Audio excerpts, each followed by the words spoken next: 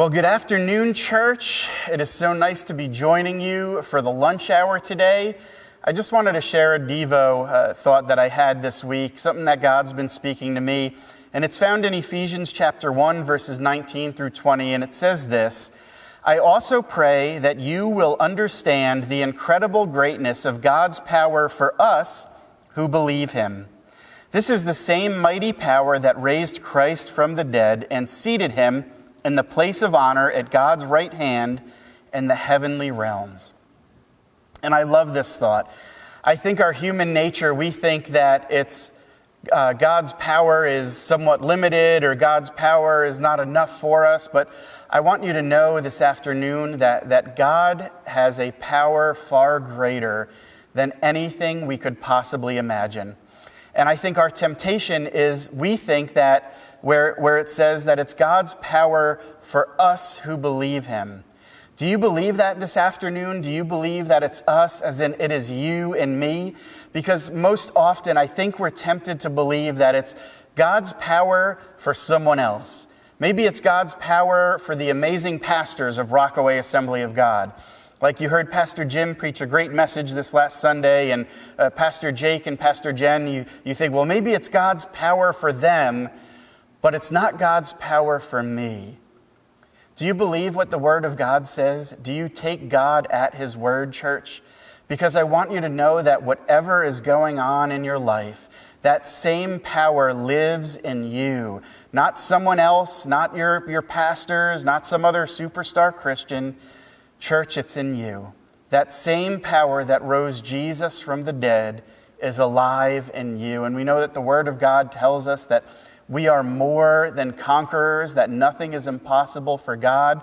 So I want you to know that whatever you are going through, that same mighty power that raised Jesus from the dead lives in you. It's the power that lives in you, and it's a power that is so strong that not even death could stop it. In our life, we think that death is the final frontier. Most people think that when you die, your life is over. But for us who believe in him, that have this power flowing through us, we know that death isn't the end.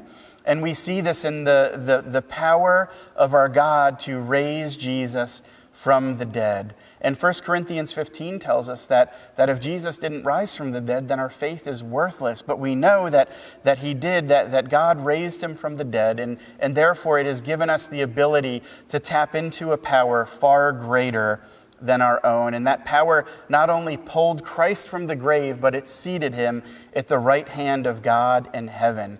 John 15 also tells us that God is there preparing a place for us, and that someday, for those of us that walk in the same power that rose Jesus from the dead, that we will be seated in heavenly places as well.